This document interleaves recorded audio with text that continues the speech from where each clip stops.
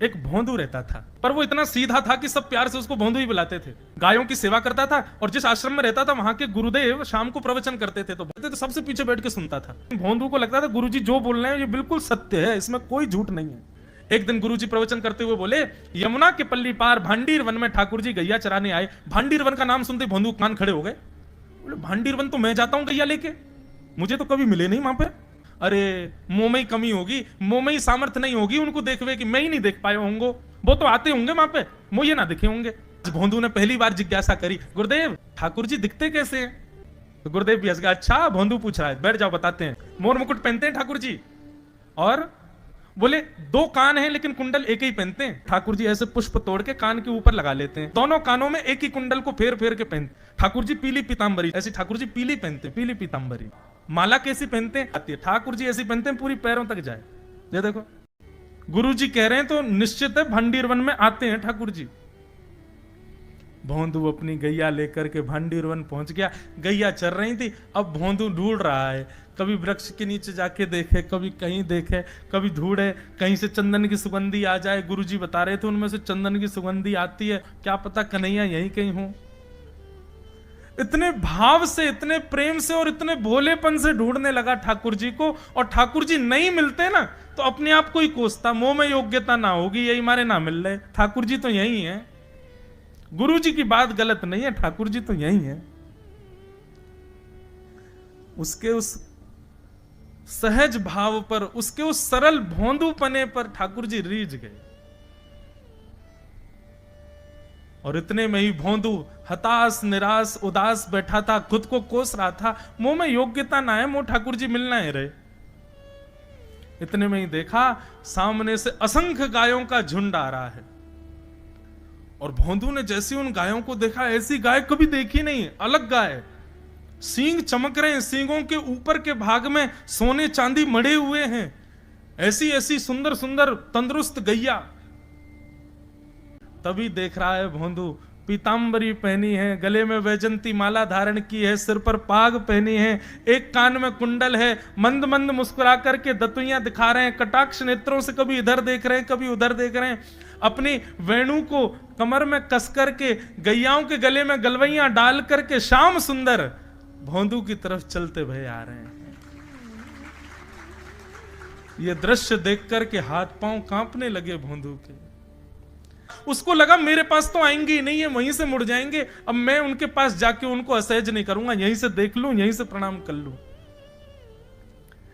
लेकिन जैसे जैसे प्रणाम करके ऊपर देखता, ठाकुर जी और पास आ रहे हैं, और पास आ रहे हैं, और पास आ रहे हैं। जैसे ही ठाकुर जी आकर के बैठे, भोंदू के पास शब्द नहीं है, हाथ पैर कंपित हो रहे हैं, उसको सूझ ही नहीं रहा करूं क्या मैं, इनके लिए क्या बिछाऊं, कहां बैठाऊं।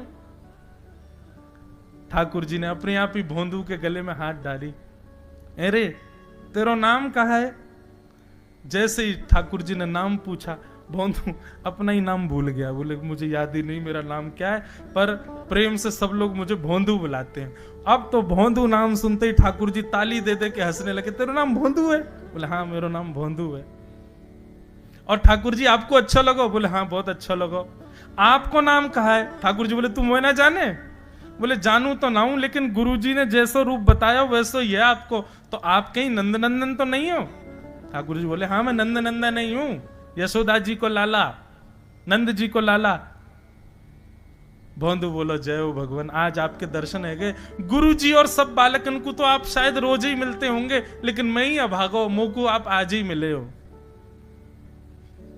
ठाकुर जी बोले अब चल बात मत बनावे, जल्दी कछु खवा, मुंह को भूख लग रही है। भोंदू एक कपड़े में रोटी बांध के उसमें मिर्च और गुड़ रख करके लेके गया। 2 रोटी थी, भोंदू ने जैसे खोली, एक रोटी ठाकुर जी के सामने धर दी, एक अपने पास रख ली, बोले मैं भी तो खाऊंगा। ठाकुर जी ने बढ़िया रोटी ऐसे घुमाई और प्रेम से गुड़ खामे और रोटी पान लगे प्रेम से, और ठाकुर जी तो चप चप करके नेक देर में पा गए। भोंदू तो भूल ही गए मुंह खानो भी, वो ठाकुर जी को ही देख रहा है। ठाकुर जी बोले और जोर की भूख लगी, ला अपनी रोटी दे दे। भोंदू बोलो मुंह को भी भूख लगी है। बोले अच्छा चल आधी आधी खा ले, या मैं आधी तू खा ले आधी मैं खा लूं, दोनों खा लिए। कल तो नेक्स्ट से ज्यादा सी रोटी ले आइयो, भूख ज्यादा लगे, और सुन यही समय आइयो, मिलूंगा कल भी तोते। ठाकुर जी अपने मार्ग पर चले गए। भोंदू इतना प्रसन्न है, बोले आज मुझको ठाकुर जी मिल गए। गुरुदेव के प्रवचन का समय हो गया, भोंदू पीछे जाके बैठ गया, अपने गुरुदेव को प्रणाम करे, इनकी कृपा से ठाकुर जी मिले। उसने किसी को नहीं बताया, उसको लगा सबको ही मिलते हैं भगवान, मुझे ही मिले हैं बहुत दिन बाद। दूसरे दिन भोंदू खूब सारी सामग्री रसोई घर में इकट्ठा करके जाने लगा। किसी ने जाके गुरुदेव से कह दिया कि भोंदू बहुत सारी सामग्री ले जा रहा है। गुरुदेव ने जाके कही, भोंदू इतनी सामग्री ले जा रहा हो भैया, वो भंडारो करेगो का? नहीं गुरुजी भंडारो तो नहीं करूंगा, वो नंद नंदन नाम है, वो यशोदा नंदन मदन मोहन, वो अपनी गैया चरा के आए, कल भी आए, मेरी रोटी खा गए, मैं भूखो ही रहेगो कल। या हमारे ज्यादा सी ले जा रहा हूं, बेचारे बहुत भूखे आए कल, कि उनको पेट भर जाएगा, मैं भी पाए लूंगा, या हमारे गुरुजी आज ज्यादा सामग्री ले जा रहा हूं। गुरुदेव ने मन में सोचा, ये बात कोई और कहे तो अविश्वास किया जा सकता है, लेकिन भोंदू झूठ नहीं बोलता। भोंदू कभी झूठ नहीं बोलता, भोंदू की बात पर विश्वास करना ही पड़ेगा। गुरुदेव बोले, सुन सुन इधर बैठ, ठाकुर जी आए थे? बोले हाँ। अच्छा, उनका रूप कैसा था? जैसा रूप आपने बताया था ना गुरुजी, बिल्कुल वैसा, ऐसे कटाक्ष नेत्र, मोती जैसे दांत, ठाकुर जी की मुस्कान ऐसी, पाग ऐसी, कान ऐसे। गुरुदेव के तो नेत्र बंद हो गए, वे सब अनुभव करने लगे। लेकिन गुरुदेव बोले, रूप कैसा भी बता दे, चरण यदि इसने बता दिए तो मैं मान जाऊंगा कि ठाकुर जी थे। अच्छा तूने चरण देखे? बोले हाँ गुरुजी मैंने चरण देखे। चरण कैसे थे? ठाकुर जी के चरण जब वो चल करके आगे बढ़ते हैं ना तो चिन्ह बन जाते हैं, कहीं ध्वजा बनी थी, कहीं शंख बना था, कहीं कुछ बना था। और उनके जो नखून है ना, उनमें से ऐसा लगता है मानो जैसे कोमल का पराग हो, कमल का पराग हो। और चरणों का रंग कैसा, जैसे मानो जैसे गुरुदेव कमल होता है ना, कमल की आकृति, ऐसे ठाकुर जी के चरण। जब चरण का यथावत वर्णन भोंदू ने कर दिया, गुरुदेव समझ गए, बोले निश्चित ठाकुर जी आते। नहीं तो भोंदू कहां जाने, इतनी बुद्धि नहीं है उस पे कि वो इतना सब कुछ ढूंढ धाड़ के मुझे बताए। भोंदू एक काम करेगा? बोले हाँ। ठाकुर जी आएंगे तो तेरे सखा बन गए? बोले हाँ। तो उनको लेकर के आश्रम आ जा, यहां पे आ जा। भोंदू बोला कि इतने योग्य बालक हैं, लेकिन ठाकुर जी ने किसी से नहीं कही, मुझसे कही है। अगर मैंने ये काम नहीं किया तो मेरा जीवन व्यर्थ है। भोंदू को लगा ठाकुर जी सबसे ही मिलते हैं, गुरु जी किसी से भी कह के बुलवा लेते, मुझको काम दिया। भोंदू ने तो उसको अपने हृदय में ले लिया, अब ये काम मुझे करना है। बोले गुरु जी मैं वचन दे के जा रहा हूं, ठाकुर जी को मैं लेके आऊंगा। जा बेटा। भोंदू वन में चला गया। अब तो उसको मिलने की भी एक्साइटमेंट नहीं है और कोई उसके मन में भाव ही नहीं है, उसको ये है बस ठाकुर जी को मैं ले जाऊं।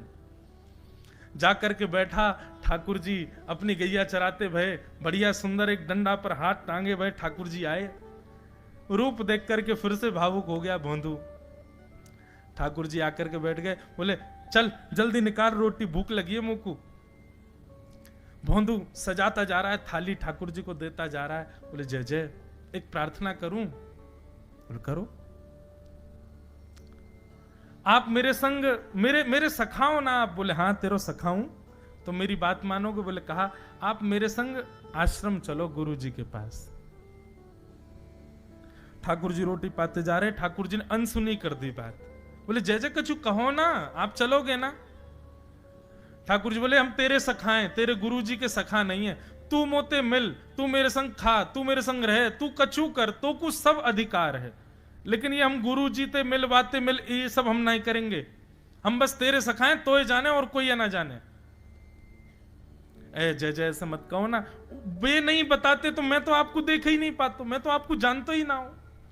उनने ही तो मुझको बताई कि आप भांडीर बनाते हो, आपका रूप ऐसा है, उनने कृपा करके मुझको आपसे मिलवाए हो, वही हमारी मित्रता के मूल आधार है, उनसे तो मिलवे चलो ना।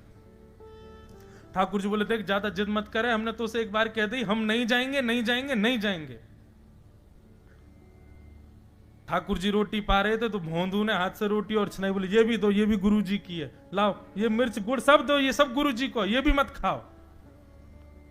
और सुनो, यदि हमारे गुरुजी से आपको प्रेम नहीं है तो हमको आपसे प्रेम नहीं है।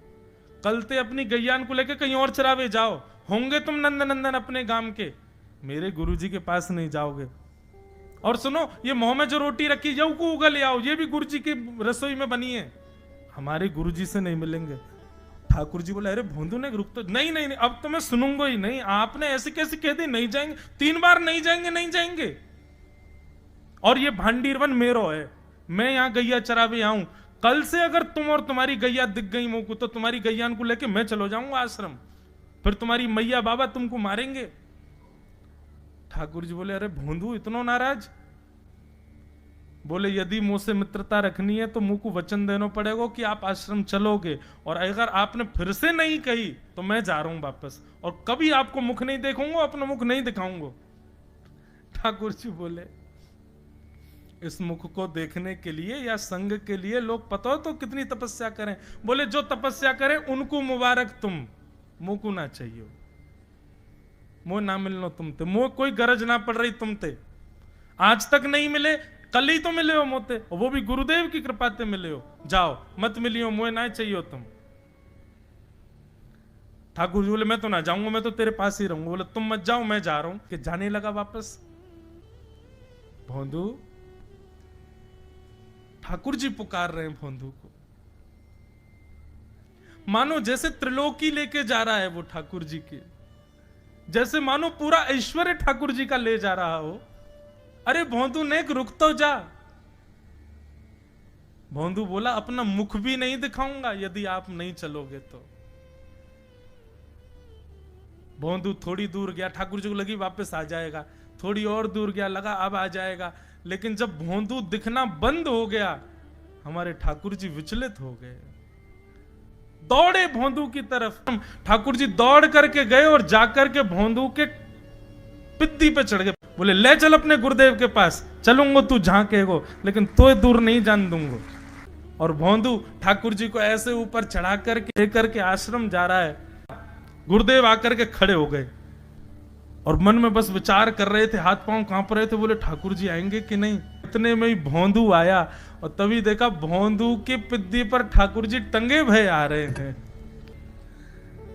आज गुरुदेव ने जाकर के पहले भोंदू को प्रणाम किया, बोले जय हो, धन्य है तू, इतनी तपस्या की, इतना भजन किया, घर परिवार त्याग दिया, वैराग्य त्याग सब हमारे जीवन में, तब भी ठाकुर जी नहीं मिले।